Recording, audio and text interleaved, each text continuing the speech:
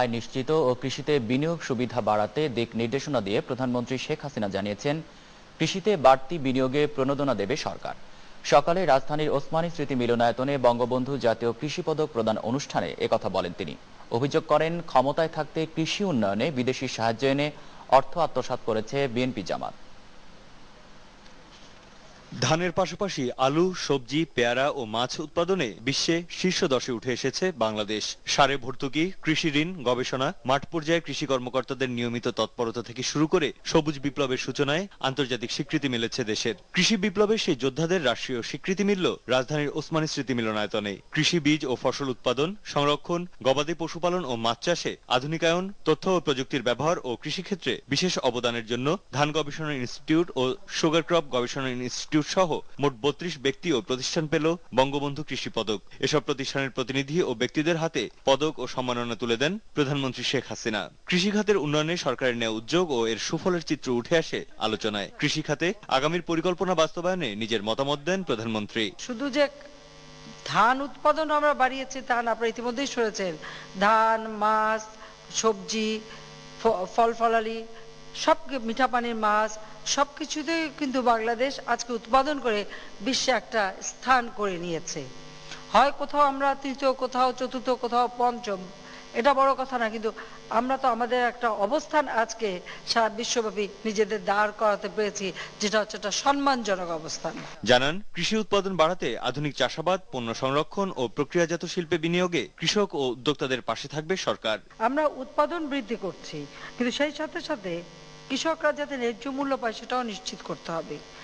আর আমাদের রপ্তানি খাতটা বৃদ্ধি করতে হবে। আমাদের মানে বিনিয়োগকারী যারা বা আমাদের দেশীয় যারা, তারা কিন্তু এই ফসলগুলি দীর্ঘদিনের জন্য সংরক্ষণ করা, এটাকে প্রক্রিয়াজাত করা, প্যাকেজ করা এবং সাথে সাথে এটাকে রপ্তানি করা, সেই ব্যবস্থা আমরা করতে পারি। এই ক্ষেত্রে কিছু প্রণোদনা আমরা দিচ্ছি, যেমন এসআই ফাউন্ডেশন থেকে স্বল্প সুদে ঋণ দেওয়া হচ্ছে, কিন্তু আরো অনেক প্রণোদনা দেওয়া সম্ভব। রিয়াজুল কাদের সবুজ, নিউজ 9, ঢাকা। বিএনপি নেতৃত্বাধীন 20 দলীয় জোটে থাকা না থাকা নিয়ে পাল্টাপাল্টি অবস্থানে দাঁড়িয়েছে ইসলামী ঐক্য জোট। দুপুরে জোটের ত্রিবার্ষিক সম্মেলনে জোটের চেয়ারম্যান আব্দুল লতিফ নেজামী ঘোষণা দেন, ইসলামী ঐক্য জোট এখন থেকে স্বতন্ত্রভাবে রাজনীতি করবে। এই সম্মেলনে নেজামীকে চেয়ারম্যান ও মুফতি মোহাম্মদ ফয়জুল্লাহকে জোটের মহাসচিব পদে পুনর্নির্বাচিত করা হয়। এদিকে 20 দলীয় জোটে থাকার ঘোষণা দিয়েছে আব্দুর রাকিবের নেতৃত্বে ইসলামী ঐক্য জোটের অপর অংশ। বিকেলে গুলশানে বিএনপি চেয়ারপারসনের রাজনৈতিক কার্যালয়ে সংবাদ সম্মেলনে আব্দুর রকিব জানান, তারা 20 দলীয় জোটের সঙ্গে আছেন, ছিলেন, থাকবেন। আমাদের সিদ্ধান্ত দেশবাসীকে অবগত করার জন্য এই সংবাদ সম্মেলন। আপনারা সহযোগিতা কামনা করিতেছি। এই সঙ্গে ঘোষণা করিতেছি যে ইসলামী ঐক্য জোট সাবেক প্রধানমন্ত্রী, বিএনপি চেয়ারপারসন দেশনেত্রী বেগম খালেদা জিয়ার নেতৃত্বে গঠিত 4 দল পরবর্তী 20 দলীয় জোটে ইসলামী ঐক্য জোট ছিল এবং থাকবে। বিএনপির সিনিয়র ভাইস চেয়ারম্যান তারেক রহমানের সম্পদ ও আয়ের উৎস অনুসন্ধান করবে দুর্নীতি দমন কমিশন দুদক। গতকাল কমিশনের সভায় এ সিদ্ধান্ত নেওয়া হয় বলে আজ দুদকের একটি সূত্র নিশ্চিত করেছে। তারেক রহমানের সম্পদ অনুসন্ধানের দায়িত্ব দেওয়া হয়েছে সংস্থাটির উপপরিচালক মোহাম্মদ হারুনুর রশিদকে। তারেকের স্থাবর অস্থাবর সব সম্পদ ও অর্থের অনুসন্ধান করবেন দুদকের এই কর্মকর্তা। এছাড়া দেশে ও বিদেশে তারেকের বিভিন্ন ব্যাংক অ্যাকাউন্ট খতিয়ে দেখা হবে বলেও জানানো হয়। বিদেশে তারেক রহমান বিভিন্ন নামে বেশ কিছু ক্রেডিট কার্ড ব্যবহার করছেন। এসব ক্রেডিট কার্ডের তথ্য নিতেও আন্তর্জাতিকভাবে আইনি সহায়তা নেবে দুদক। ইতিমধ্যে এ অনুসন্ধান কাজের একটি কর্মপরিকল্পনাও ঠিক করেছে দুদক।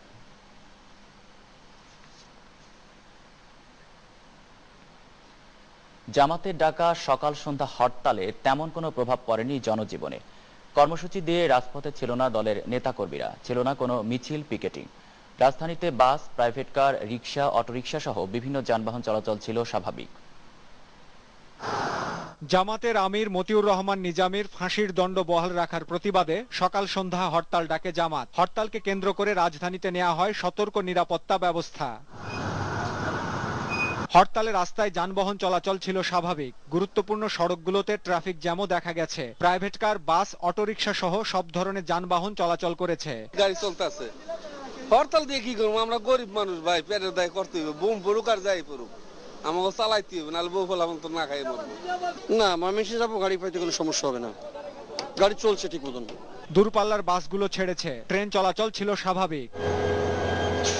তো যতটুক আসলাম এতে আমাদের কোনো সমস্যা হয়নি, এখন ইনশাল্লাহ হবেও না, হয়তো মনে হচ্ছে ট্রেনে মনে হয় কোনো সমস্যা হবে না। হরতাল আজকে মনে হচ্ছে না, স্বাভাবিক দিনের মতো আজকেও আমরা স্বাভাবিক যাচ্ছি। হরতাল মনেই হচ্ছে না, আমরা খুব সহজেই যাওয়া আসা করতে পারতেছি। হরতাল ডেকে রাজপথে ছিল না জামাতের নেতাকর্মীরা। রাজধানীর কোথাও কোনো মিছিল পিকেটিং এর খবর পাওয়া যায়নি। ব্যাংক, বিমা, অফিস চলেছে অন্যান্য দিনের মতো। কাইসার রহমানী, নিউজ 9, ঢাকা। জামাতের ডাকা হরতাল মানুষ প্রত্যাখ্যান করেছে। দেশের মানুষ যুদ্ধাপরাধীদের ফাঁসি চায়, তাই তারা হরতালে সাড়া দেয়নি। হরতাল বিরোধী কর্মসূচিতে অংশ নিয়ে এসব কথা বলেছেন আওয়ামী লীগ নেতারা। এদিকে যুদ্ধাপরাধীদের বিচারের রায় দ্রুত কার্যকর ও জামাত শিবির নিষিদ্ধের দাবি জানিয়েছে গণজাগরণ মঞ্চ। সকাল থেকে হরতালের বিরুদ্ধে অবস্থান নিয়ে বিক্ষোভ মিছিল এবং মানববন্ধন করে তারা। মতিউর রহমান নিজামীর ফাঁসি রায়ের প্রতিবাদে জামাতের ডাকা হরতালের বিপক্ষে রাজধানীর বিভিন্ন স্থানে অবস্থান নিয়ে বিক্ষোভ ও মানববন্ধন করে আওয়ামী লীগ ও এর সহযোগী সংগঠনগুলো। বঙ্গবন্ধু এভিনিউয়ে হরতাল বিরোধী মানববন্ধনে যোগ দিয়ে ত্রাণমন্ত্রী মোফাজ্জল হোসেন চৌধুরী মায়া অভিযোগ করেন, খালেদা জিয়া যুদ্ধাপরাধীদের রক্ষায় ষড়যন্ত্র করে যাচ্ছে। খালেদা জিয়ার সঙ্গে কোনো সংলাপ হবে না বলেও এ সময় জানান তিনি। 16 কোটি মানুষ আজকে ফাঁসির পক্ষে, আর একটি দল, একটি ব্যক্তি, উনি হলেন খালেদা জিয়া, এর বিপক্ষে। আর ষড়যন্ত্র করছেন কিভাবে তাদেরকে রক্ষা করা যায়। দেশীয় আন্তর্জাতিকভাবে ষড়যন্ত্রকারী খালেদা জিয়া, মানুষ হত্যাকারী, তাকে বাংলাদেশ থেকে বিতাড়িত করতে হবে। জামাতের হরতালের প্রতিবাদে সকালে শাহবাগের প্রজন্ম চত্বরে অবস্থান নেয় গণজাগরণ মঞ্চের কর্মীরা। যুদ্ধাপরাধীদের বিচারের রায় বাস্তবায়ন সহ দ্রুত জামাত নিষিদ্ধের দাবি জানানো হয় মঞ্চের পক্ষ থেকে। ইতিমধ্যেই কিন্তু এই সংগঠনকে এদেশের মানুষ প্রত্যাখ্যান করেছে। আমরা মনে করি সরকারের আর কোনো কালক্ষেপণ না করে অবিলম্বে জামাত শিবিরের রাজনীতি নিষিদ্ধ করা, যাতে এই জামাত শিবির আর কোনো হরতালের ডাক দিতে না পারে। পরে হরতাল বিরোধী মিছিল করে তারা। অয়নজ্যোতি, নিউজ 9, ঢাকা। 2016 সালের স্বাধীনতার মাসেই জামাতকে রাজনীতিতে নিষিদ্ধ করা হবে বলে জানিয়েছেন আওয়ামী লীগের যুগ্ম সাধারণ সম্পাদক মাহবুবুল আলম হানিফ। একই সাথে বিএনপির সাথে সংলাপে বসার মতো দেশে কোনো সংকট নেই বলেও মন্তব্য করেন তিনি। ছাত্রলীগ কর্মীদের সাথে এক মত বিনিময়ে সভা শেষে কথা বলেন। মুক্তিযুদ্ধের সংখ্যা নিয়ে বিএনপি চেয়ারপারসন মন্তব্য জনগণের মধ্যে তীব্র ক্ষোভের সৃষ্টি করেছে, তাই ভয়ে পৌর নির্বাচনের প্রচারণায় খালেদা জিয়া সহ দলের শীর্ষ নেতারা অংশ নেননি, এমন মন্তব্য করে হানিফ বলেন, বিএনপির সন্ত্রাসী কার্যকলাপের জন্যই অনেক নেতা দল থেকে বেরিয়ে গেছেন এবং অনেকেই এখন যাওয়ার অপেক্ষায় আছেন।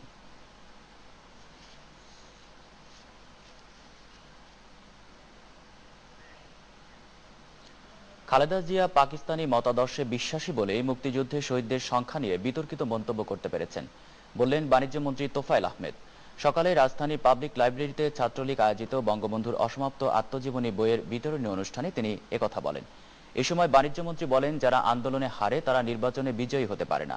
খালেদা জিয়া আন্দোলনে হেরে আর ক্ষমতায় আসতে পারবেন না। তিনি ছাত্রলীগকে বঙ্গবন্ধুর আদর্শে উজ্জীবিত হয়ে দেশ করার আহ্বান জানান।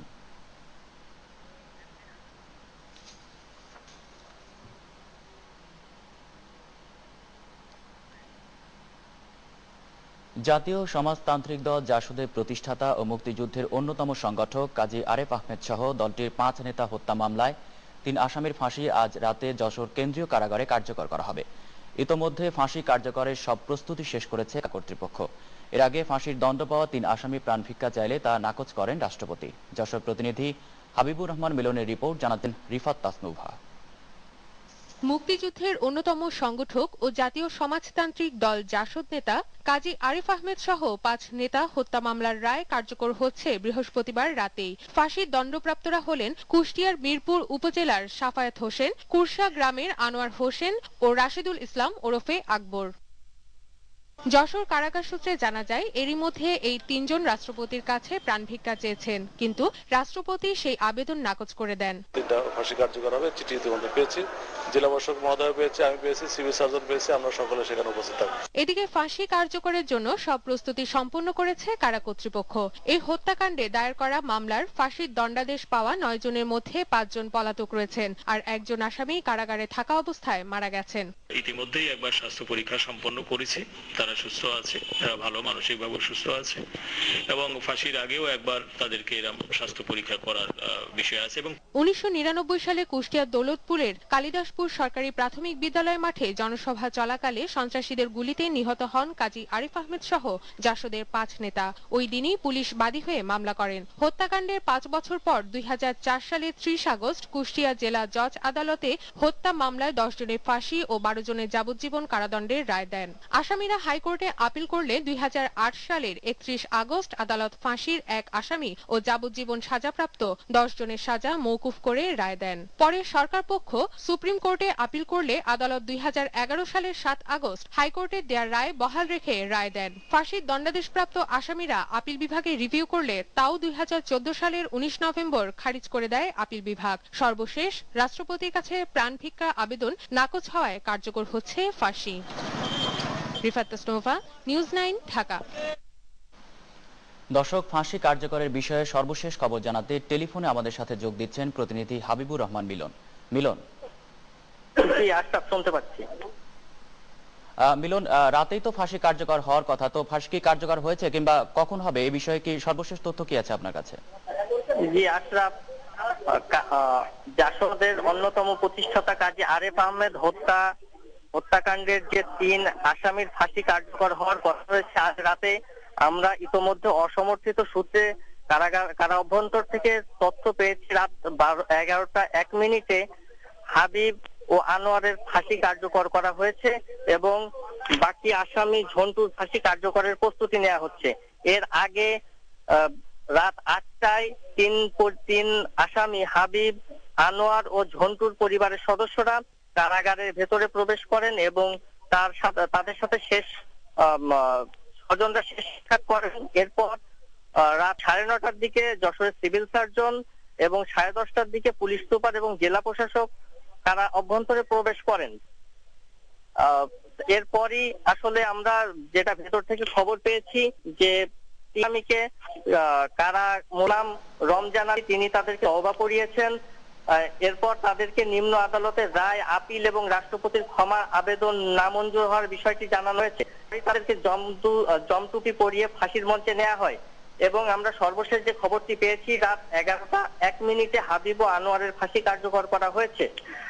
এর আগে জানিয়ে রাখি যে এর আগে হাবিব, ঝন্টু এবং আনোয়ারের স্বজনরা যখন ভেতরে প্রবেশ করেন, হাবিবের ছেলে মিঠুন মণ্ডল সাংবাদিকদের জানান যে তার বাবা এই হত্যাকাণ্ডের সঙ্গে জড়িত নন, কিন্তু আসলে অর্থাভাবের কারণে তারা উচ্চ আদালতে তার বাবার পক্ষে লড়তে পারেননি বলেই আজ এই তার বাবাকে মৃত্যুর ফাঁসির মঞ্চে যেতে হচ্ছে। তারা বিষয়টি মেনে নিয়েছেন এবং সৃষ্টিকর্তার করে ছেড়ে দিয়েছেন এই বিষয়টি।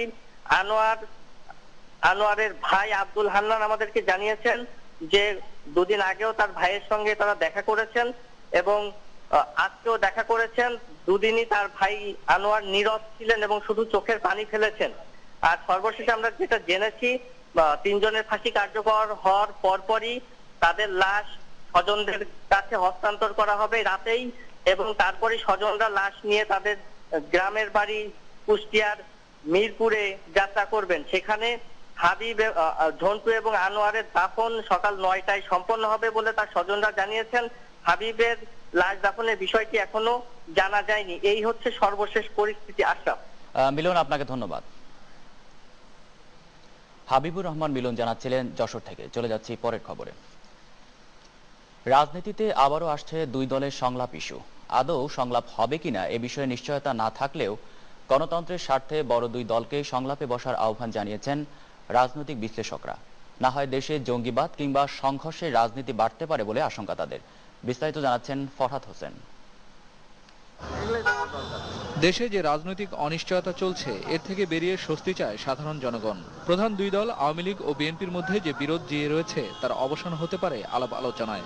5 জানুয়ারি উপলক্ষে মঙ্গলবার রাজধানীতে দুই দলের যে সমাবেশ অনুষ্ঠিত হয় সেখান থেকেও সংলাপের বিষয়টি আবার আলোচনায় আসে। বিএনপি চেয়ারপারসন খালেদা জিয়া সরকারকে সংলাপে বসার আহ্বান জানিয়েছেন। আওয়ামী লীগের সাধারণ সম্পাদক সৈয়দ আশরাফুল ইসলামও এক্ষেত্রে ইতিবাচক মনোভাব দেখিয়েছেন, যদিও আওয়ামী লীগের মধ্যম সারির নেতারা এই আহ্বান প্রত্যাখ্যান করেছেন। তবে রাজনৈতিক বিশ্লেষকরা মনে করছেন মধ্যম সারির নেতাদের কথায় গুরুত্ব না দিয়ে দেশের স্বার্থেই রাজনৈতিক দলগুলোকে সংলাপে বসা উচিত। বিবাহ বিচ্ছেদের সময়ও কিন্তু আপনি যদি নোটিশ দেন তাহলে কিন্তু কোর্টে বসে মানে মিডিয়েশনে বসতে হয়। অতএব এটা আকারে প্রতিষ্ঠিত আইনি প্রক্রিয়া। তো যদি বিচ্ছেদের সময় মানে সে মিডিয়েশন করতে পারে তো তাহলে আমাদের দেশের রাজনৈতিক দল দুটো জন একসাথেই থাকবে, তো তাহলে তারা আলোচনায় কেন করবে না? এটা কোন যুক্তিতে করবে না? সংলাপ না হলে দেশে জঙ্গিবাদ মৌলবাদীরা মাথাচাড়া দিয়ে উঠতে পারে এমন আশঙ্কা করে বিশ্লেষকরা বলছেন সুষ্ঠু গণতন্ত্রের স্বার্থে বড় দুই দলের মধ্যে সংলাপ হওয়া দরকার। বাংলাদেশে যে জঙ্গিবাদ বলেন বা যেটাকে আমরা বলি যে একেবারে মানে এক্সট্রিমিস্ট পলিটিক্স, ওইটা আপনার মাথাচাড়া দিতে পারে, যেটা দেশে অস্থিতিশীল অবস্থা নেবে আর কি। এই জিনিসটার বিবেচনাতে দুই দলের অবশ্যই সংলাপে বসা উচিত। দেশের রাজনীতিতে আওয়ামী লীগ বিএনপির যে পাল্টাপাল্টি অবস্থান তা থেকে বের হয়ে না আসলে গণতন্ত্র পাকাপোক্ত হবে না বলে জানান বিশ্লেষকরা। আর এক্ষেত্রে গত 5 জানুয়ারি রাজধানীতে বিপরীতমুখী অবস্থানে থেকেও দুই দলের শান্তিপূর্ণ সমাবেশ প্রমাণ করে দেশের শীর্ষ নেতারা চাইলেই রাজনৈতিক সংঘাত এড়ানো সম্ভব। এটা একটা আমাদের জন্য একটা খুশির বিষয় যে একটা কোনো জায়গায় কোনো ঢিল ছড়া পর্যন্ত হয় নাই। সুতরাং শান্তিপূর্ণভাবে যে রাজনীতি করা যায় না বাংলাদেশে সেটা ঠিক নয়। এটা নির্ভর করে নেতৃত্ব কিভাবে তাদের দলকে পরিচালিত করেন। রাজনীতির এই ইতিবাচক ধারা বজায় রাখতে দুই দলের প্রতি আহ্বান জানিয়েছেন বিশ্লেষকরা। ফরহাদ হোসেন, নিউজ 9, ঢাকা।